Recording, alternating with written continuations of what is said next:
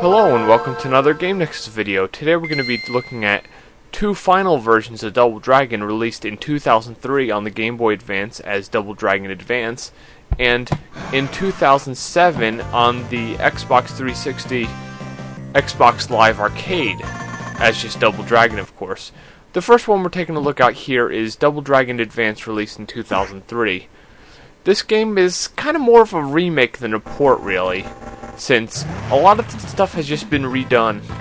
If you'll notice here, we're playing this on the Game Boy player because, honestly, it's nice to be able to play portable games on the big screen, especially when you can just plug this game into your Game Boy or your DS Lite, and you can just play it, or you could just plug it into your Game Boy player on your GameCube.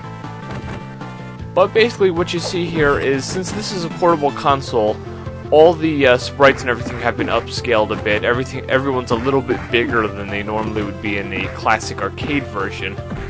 So that's why the characters look so large in this version.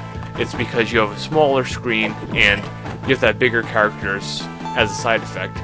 If you had noticed right there, I just did a hurricane kick.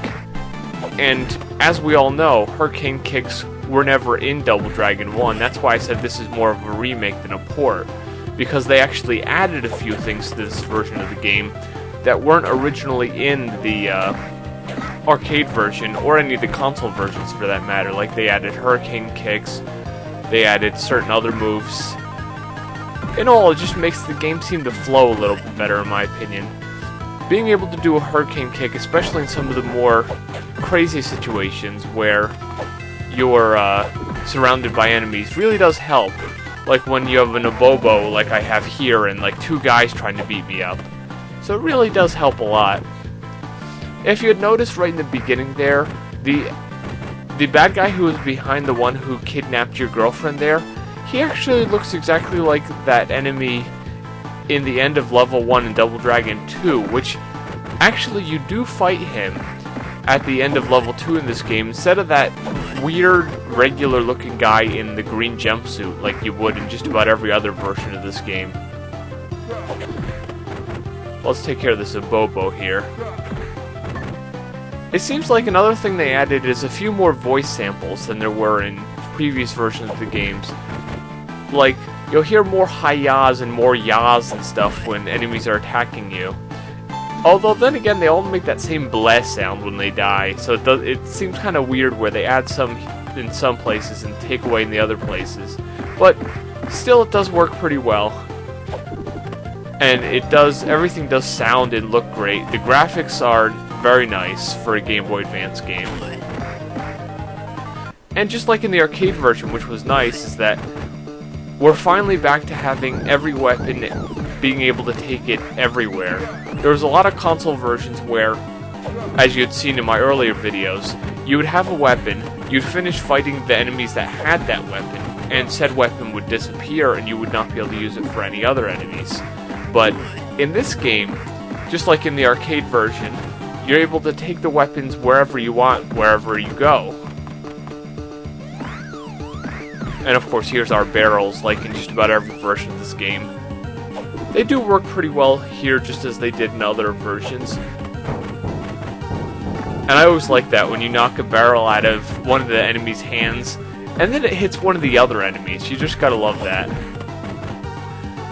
And just in case you're wondering, when you're actually hitting someone when you're holding their head down, if you press the punch button, you'll throw them over your head. That was a move that was also used in Double Dragon 2 on the NES. That's one thing I always hate. When an enemy gets knocked off screen, if they stand up and they start attacking you off screen, you only see their fists coming on the screen. But the good thing is you can always step back a couple steps and then wait for them to walk back on the screen. And just like always, this music at the ending boss battle always sounds crazy no matter what version you have. And that's a cool thing. I had got enough score right there to get an extra life. And that's another addition to this game. After every level, you'll get these small story scenes where you'll have Jimmy or Billy yelling at, like, the boss that they were fighting or whoever's in the area at the time. And then on to the next mission. And the weird thing about this is it looked like the enemies were kind of waiting for me to walk up so the scene could start, but I figure that works. But basically, this is the Game Boy Advance version. This version is really awesome. If you like Double Dragon, I'd really recommend it to just about everybody. Next, we're going to take a look at Double Dragon on the Xbox Live Arcade on the Xbox 360. This was just released in 2007, and basically, just like a lot of the games on the Xbox 360, it was more or less an enhancement of the original arcade version. But the only problem with some of these ports is since they're actually developed by third-party companies, they don't always end up being the most perfect thing. As you notice here, I only have the demo, I don't have the full game. But you'll be able to see the first level and what we're able to do in this game. And the graphics quality has two settings, the original and enhanced. The original makes it look pretty close to the original arcade version, whereas the enhanced makes it look a little bit more better, like you see here. Everything looks a little smoother and a little... Honestly, the enhanced version to me looks a little bit more cartoony than even the arcade version. And the thing I really hate about the Xbox 360 version of this game, or this version in general, is that the way they took the action is everything just simply moves too fast. You hit the enemies too fast. It's a little bit harder to get a combo down on them. Everybody just moves a little bit too fast. It's like they didn't really look at the arcade version and they kind of just made it how they thought it should be.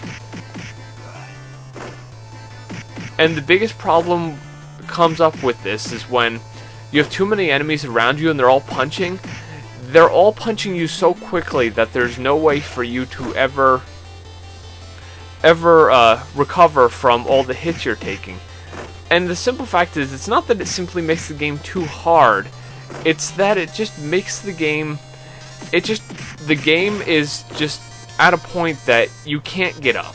It's not like you don't have enough skill to get up, it's just that you can't get up because there's too many guys hitting you. And the one guy stops hitting you, the other guy starts. Another thing I had to say here is, if you notice the Linda here, she looks a little bit too manly in these new enhanced graphics, whereas in the other game she looked a little bit more like a female. The sounds sound a little bit more reminiscent of the original arcade version,